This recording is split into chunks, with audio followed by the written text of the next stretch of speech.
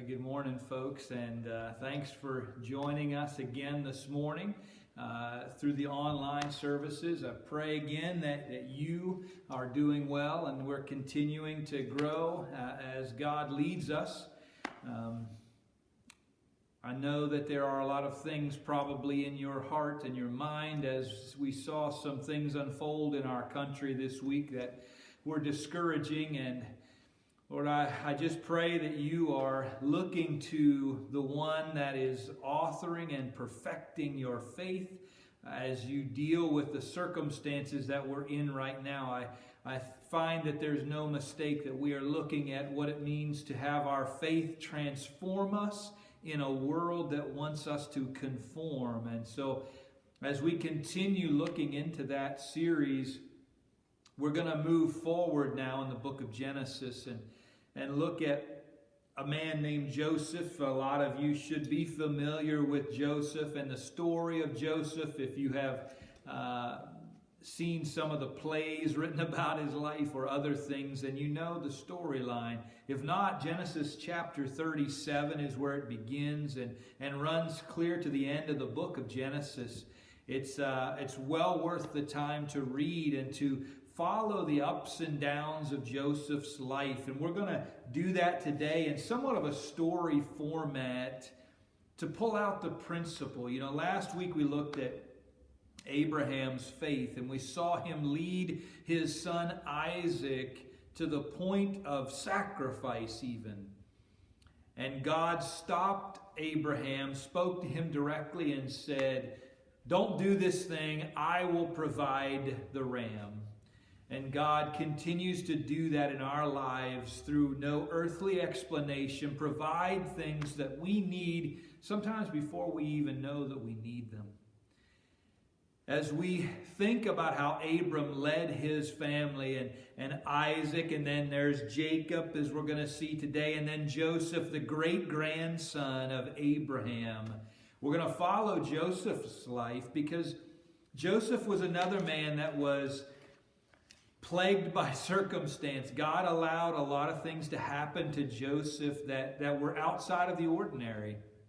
And there's no accounting that God spoke to Joseph the way that he did to Abraham. It is as if the faith of Abraham commuted through Isaac and then to Jacob and then to Joseph. It became a lineage of faithfulness based on what they had seen the patriarchs do, the leaders of their families. And that's why I thought it was so important for us to grapple last week with Abraham leading Isaac and what it was that Abraham saw God doing and how Isaac saw it all unfold and the impact that would have on generations. So if you'll join me in Genesis chapter 37, we'll find the grandson of Abraham, Jacob, his family line. This is the account of Jacob's family line. Joseph, a young man of 17, was tending the flocks with his brothers, the sons of Bilhah and the sons of Zilpah, his father's wives, and he brought their father a bad report about them. Now Israel, who was Jacob, as God renamed him, Israel loved Joseph more than any of his other sons because he had been born to him in his old age. And he made an ornate robe for him. And when his brothers saw that their father loved him more than any of them, they hated him and could not speak a kind word to him. Joseph had a dream, and when he told it to his brothers, they hated him all the more. So inside of that short passage, you need to gather that there is Jacob, who is the father of Joseph.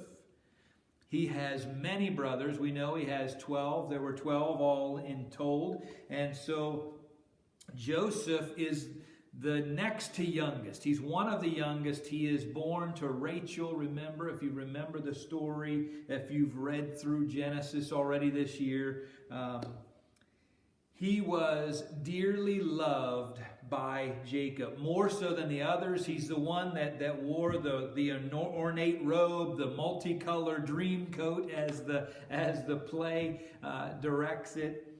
All of those things are true of Joseph. He lived kind of a charmed life. His father loved him more than the rest of his brothers. And he has this dream. He has two dreams, actually. One, that there would be sheaves of grain that numbered the numbers of his brothers, and the sheaves of grain would all bow down to Joseph.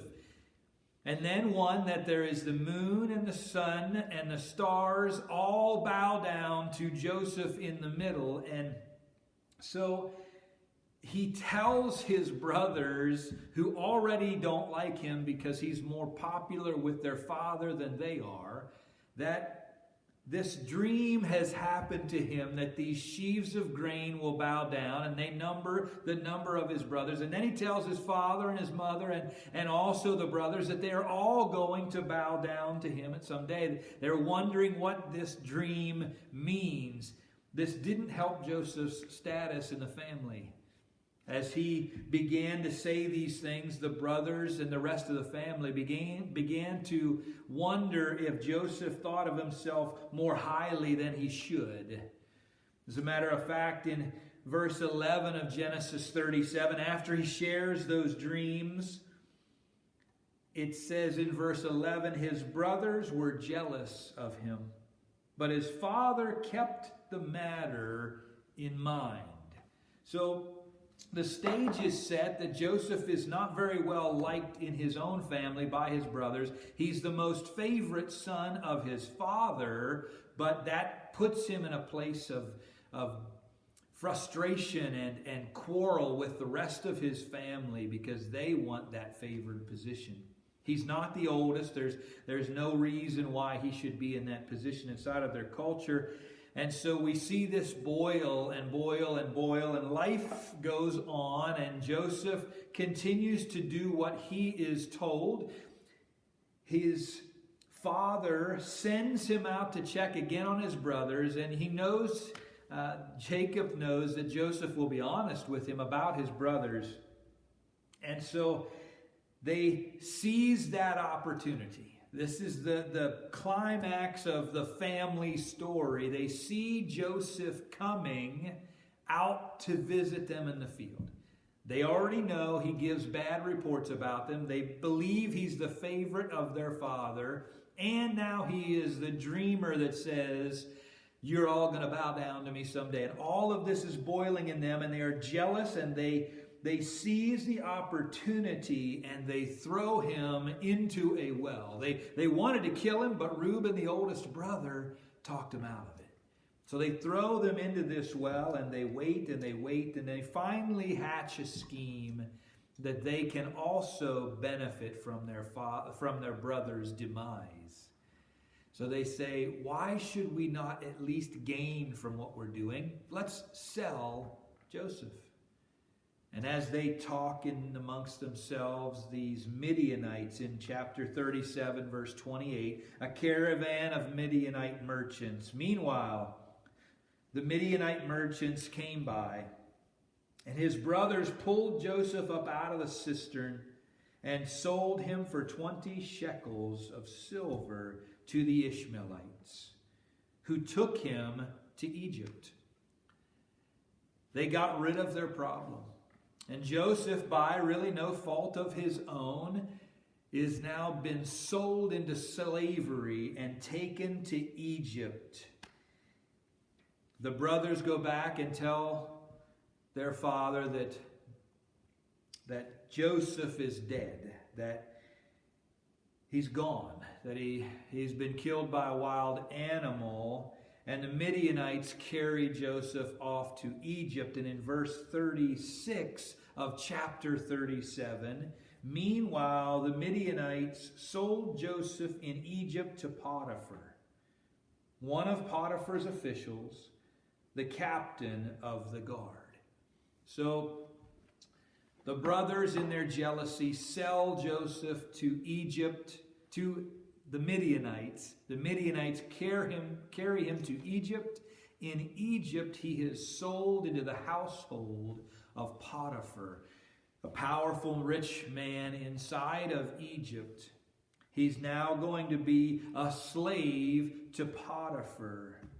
And Potiphar notices quickly that things kind of change when Joseph arrives, and we see Joseph's faith lived out. We understand that his father is racked with sorrow and guilt in this moment because his son is gone. The brothers are still gloating because they made money on selling the brother that was so troublesome to their life. But what about Joseph? He's now been sold into slavery in the household of an Egyptian. And in chapter 39, we really pick up his story, the part of the story that is critical to what we need to hear. Now Joseph had been taken down to Egypt. Potiphar, an Egyptian who was one of Pharaoh's officials, the captain of the guard, bought him from the Ishmaelites who had taken him there to Egypt. And the Lord was with Joseph, and so that he prospered. And he lived in the house of his Egyptian master. There again is no record of God speaking directly to Joseph like he did with Abraham and others. We see Joseph go through this tumultuous time, ending up as a slave inside of Potiphar's house. But the only thing that the writer of Genesis records for us is that God was with him, that the Lord was with Joseph, and he prospered. His faithfulness was lived out, because we have to believe that Joseph was faithful to God even through this circumstance. And as Joseph was faithful to God and to Potiphar's household, everything prospered, and Joseph was elevated to be the one that was in charge of everything in Potiphar's household. The only one that could tell Joseph no was Potiphar. Everything prospered until one day Potiphar's wife took notice of how good-looking Joseph was. Again, no fault of his own. Joseph was good-looking and handsome and well-built, the scriptures tell us. And Potiphar's wife took a liking to him and started to pursue him, eventually accusing him of trying to take advantage of her, Potiphar's wife. So Joseph, the favored son, sold into slavery by his brothers, elevated to the top of Potiphar's household as God would have him be, as he's faithful, only to be accused of sexual misconduct by Potiphar's wife. And when Potiphar finds out, in verse 21 and 20 of 39, Joseph's master, Potiphar, took him, he put him in prison, the place where the king's prisoners were confined. But while Joseph was there in prison, the Lord was with him. He showed him kindness and granted him favor in the eyes of the prison warden. This has begun to be a bit like a roller coaster. Favored son, slave, top of the household for Potiphar, accused sexual misconduct, then in prison, elevated then to being in charge of the prison because God was with him in his circumstance. The thing that continues to resonate throughout Joseph's life is that the Lord was with him, that the Lord showed him kindness, granted him favor in the eyes of the warden in this certain circumstance. As he trusted God and not his circumstances. That transforming faith that we talked about that lived in his great-grandfather Abraham. That it was not a transaction, it was not a one-time deal where God says, I will do this and you will get this and it's over. It is a lifetime of faith lived out through the great-grandson here, Joseph. as Joseph continues to believe that his God will be faithful in and through slavery, through accusation, through despair, all the way through his life. He could have said, I lived as I should before God and man, but now I end up in prison. But none of that is recorded. It just says that the Lord was with him, and he showed him kindness and granted him favor. Something in Joseph's demeanor was different inside of his circumstances, and we have to believe that he trusted God and not his circumstances. The next couple of chapters, chapters 40 and 41, you'll see inside of YouVersion, there are two servants from the king that are sent to prison. Joseph interprets their dreams. Both of the dreams come true, proving that Joseph was in contact with a higher power, that God was definitely in his favor. And one of them returns back to his place in the kingdom, but forgets all about Joseph. And Joseph is left in prison for 2 more years, it says. He evaluates these dreams, does exactly what God asks of him to help these men out while they're in prison, and then spends 2 more years in prison before the cupbearer remembers this. Pharaoh is about to have a dream. Now the highest official in the world at that time was about to have a dream that he needed interpreted, and the cupbearer who was in prison would remember this.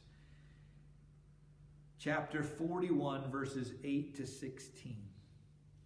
In the morning his mind was troubled, and so he sent for all the magicians and wise men of Egypt. Pharaoh told them his dream, but no one could interpret them for him. Then the chief cupbearer said to Pharaoh, "Today I am reminded of my shortcomings.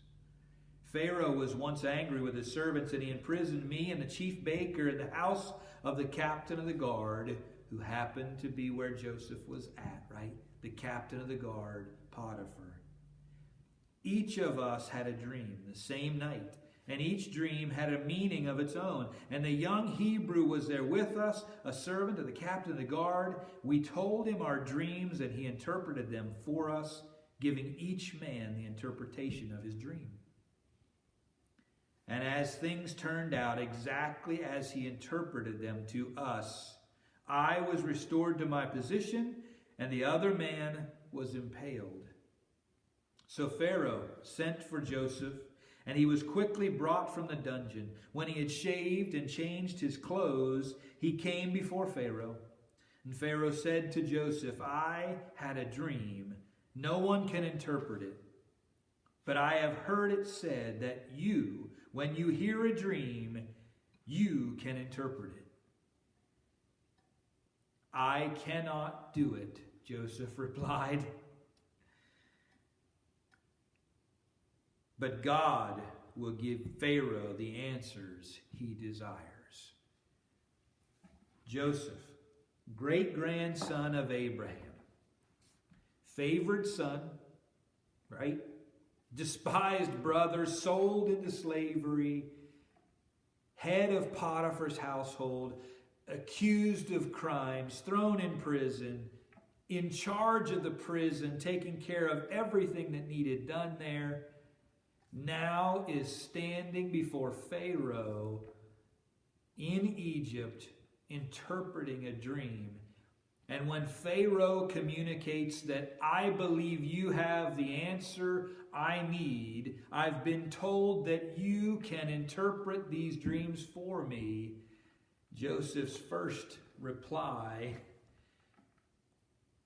is, "I cannot do it." The revelation into Joseph's character that we've been looking for. The simple phrase that the Lord was with him echoes through our minds as you read the story of Joseph. But this is the first time, in his own words, we see the humility and the transformation of his heart. That he truly trusts God, not his circumstances. He's standing now in the place of a man that could change his life. He's been in prison all of these years, and now he stands in front of the most powerful man in the region. And he says, I can't do it. It's not me, but my God will give you the answer that you desire. How profound is that? To believe that, to be put in a place where we could help to direct the country, direct the world, but only to remember that it's with God's help that all of that is possible. It's a pretty profound moment when you realize that. When your faith transforms you to the place where you realize that everything you do is actually orchestrated by God. When you submit your life in every circumstance, whether you are in charge of many things or whether you're the lowest man on the totem pole, the best thing you can do is to trust God, not your circumstance. To continue to do what it is you are good at in and out of all those circumstances. So God is going to give the answers to Pharaoh through Joseph. Pharaoh's dream, in a nutshell, is there's going to be a great famine in the region. And get ready. Get prepared. Joseph tells Pharaoh, this is what's coming, and I believe we can and will overcome it by preparation because God has allowed us to see it before it happened. Pharaoh's response in verse 39. Then Pharaoh said to Joseph, since God has made all this known to you, there is no one so discerning and wise as you. You shall be in charge of my palace, and all of my people are to submit to your orders. Only with respect to the throne will I be greater than you.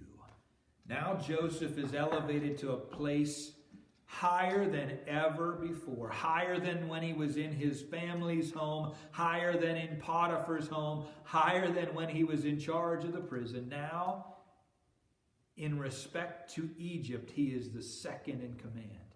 Only one that can tell him no is the Pharaoh himself. That all of the Pharaoh's servants are to submit to his orders. He's back on top over all of Egypt, and he begins to save the grain that is necessary as God gives him insights into this dream that Pharaoh had. He begins to do what it is that he needs to do to save grain, to prepare for the years when there will not be food in the land. The entire region is overcome by famine. It actually happens. The record of it here is in Genesis. The entire region is swallowed up by famine. And this is where it gets really interesting. Joseph, this young man that was sold into slavery, spent time in prison, is now in charge of the most powerful place in the world, in that region, in that moment, because they're the only ones that have grain, because God provided the dream to Pharaoh and the interpretation to Joseph. So as God reveals what's going on and Joseph puts his plan in motion, the entire region is thrown into chaos and there's not food to be had, and that includes Joseph's family. Jacob and his brothers were also engulfed in the famine. They didn't know that it was coming. Joseph was the only one that was told, remember? Through Pharaoh, he was let in on the dream. God had orchestrated this, and in chapter 42 of Genesis, we start to see the closing of the narrative, the story that God has been writing for these 13 or 14 chapters. In chapter 42, when Jacob learned that there was grain in Egypt, he said to his sons, "Why do we just keep looking at each other?" he continued. "I have heard that there is grain in Egypt, So go down there and buy some for us so that we may live and not die. And then 10 of Joseph's brothers went down to buy grain from Egypt. Joseph was faithful in Egypt, not knowing still what God was doing. He had brought Joseph to a place where he would be protected, where he would be provided for. He was the second in command, and they had food in Egypt because of Joseph, because God had been faithful to Joseph, because God had seen that Joseph was faithful to him. The amazing thing is that as Joseph is faithful in Egypt, as Joseph does what he's supposed to do, where he is at that moment, it saves his family. His brothers show up in need of grain so that, as his father put it, we will live and not die. They were on the verge of death.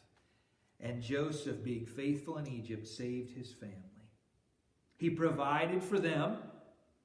The story goes on. Over the next 7 or 8 chapters, he brings them to himself, eventually reveals who he is. He invites his brothers to live with him in Egypt, and into his care, he brings his father and his brothers under his protection. Joseph, whom they sold into slavery, who Jacob thought was dead, is now their Savior. They are the ones that are incredibly thankful for Joseph.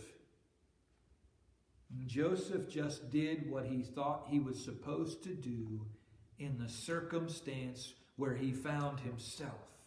Sold into slavery, the Lord was with him, and he did what he was supposed to do and elevated himself to the top servant in the household of Potiphar. When accused of crimes and found himself in prison, his circumstance didn't dictate his work ethic or his love for God. He was elevated to being in charge of the prison.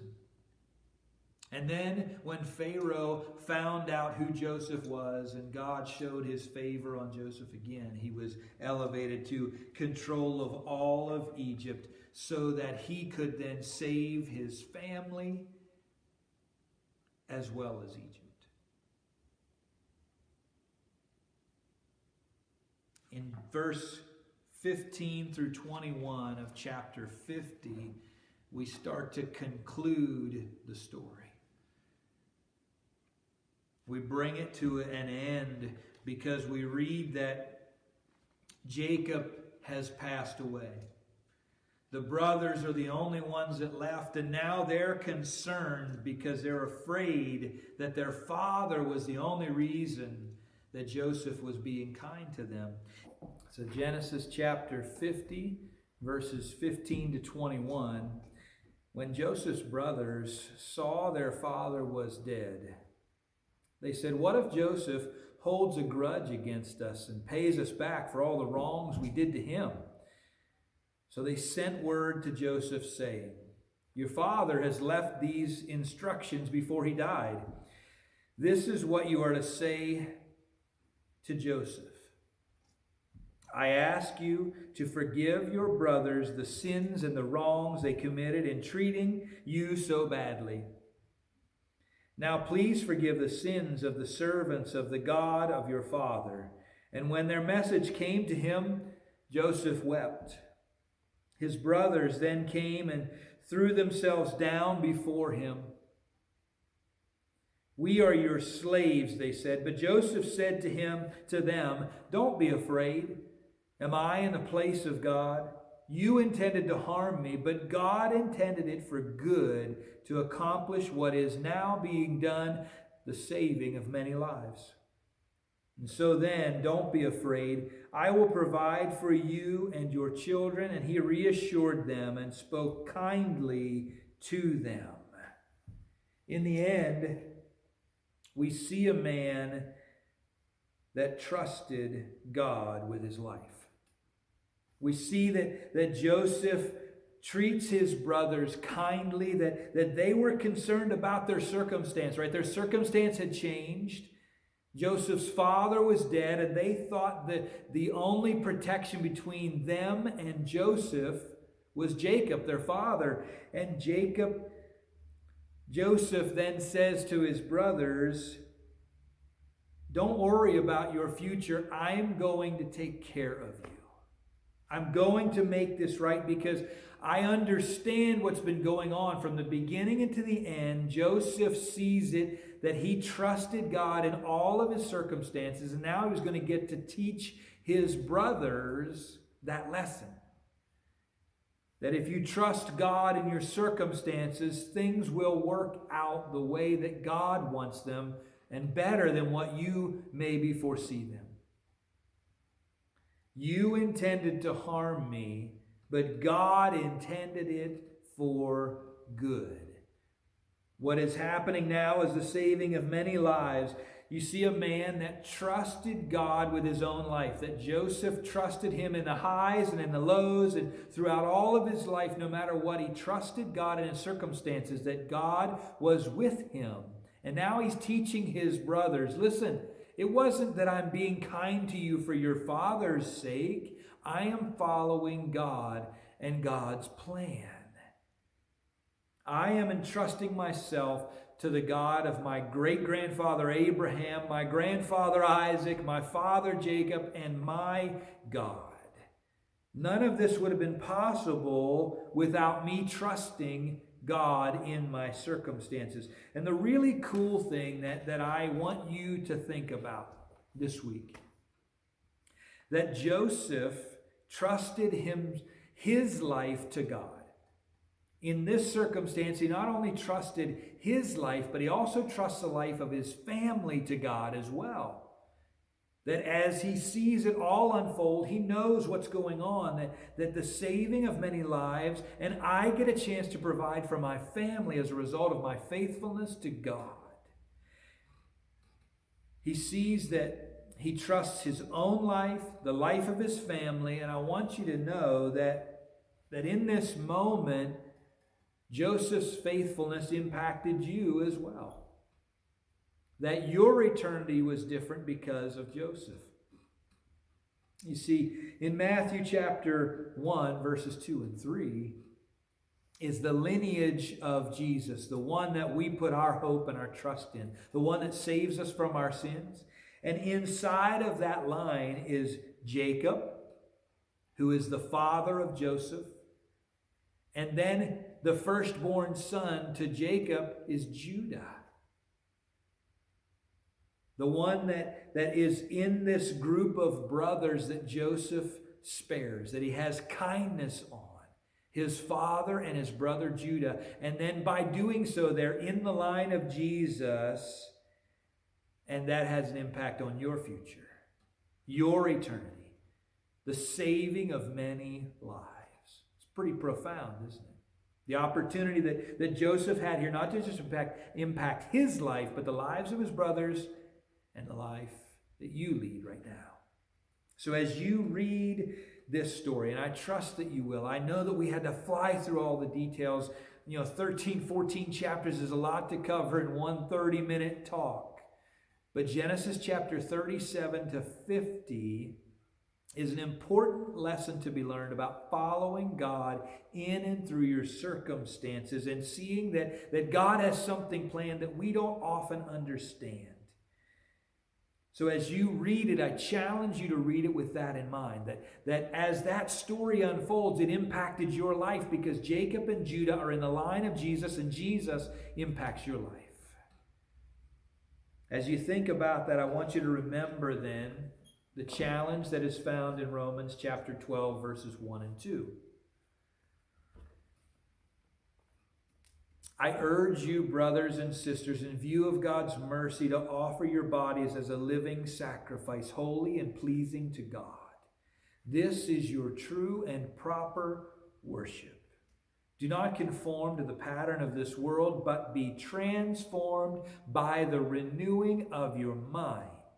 Then you will be able to test and approve what God's will is, his good, pleasing, and perfect will. That no matter where you find yourself in your circumstances today, you can offer your body, lay it on the line, give God your faithfulness today, and it will impact your life. It may just impact the life of everyone who follows, too. That's the lesson. That as Abraham led Isaac out into the desert and his faith impacted Isaac, Isaac's faith impacted Jacob, Jacob's faith impacted Joseph, Joseph's faith impacted the world. His brothers were saved, and the line of Jesus was held true because of Joseph's faith. It impacted all of us. And so as you read those 13 or 14 chapters inside of Genesis, remember that it had an impact directly on your life, and that your life, if you offer it as a living sacrifice, can be a testament to those who come behind you. What we do today impacts all of those that come behind us. Remember that as you read the story of Joseph this week, that you can offer your body as a living sacrifice in and through your circumstances, and it will change the way you see the things you're doing on a daily basis, your everyday living and breathing and going to work and playing with your kids. Those things will change if you realize they impact eternity. That as we do them faithfully, as we offer ourselves back to God, it impacts all those who come behind us. Father, thank you for the opportunity we have to read your word and to draw out these principles, to see that these are not stories that are far off and untouched to our lives, Lord, but they have a direct impact, that we see Joseph and his faithfulness, that you were with him in his circumstances, and we know that you'll be with us in ours. Lord, I pray that you would use us, that we would offer our hearts, our minds, our service to you, and that the generations that are affected would be many. Lord, that you would continue to use us for your good purposes. Lord, that we would overlook the pain and the struggle of our circumstance and only see you and the faithfulness that we have in these little tasks that we do, and serve you well. That it would impact the coming generations exponentially. Lord, thank you for the opportunity to do that in these small ways every day, offering our body to you. In Jesus' name, amen. For more information on the ministry of Liberty Grace, go to graceinrichland.com. To support the ministry of Liberty, go to graceinrichland.com/giving. Thanks for joining us today.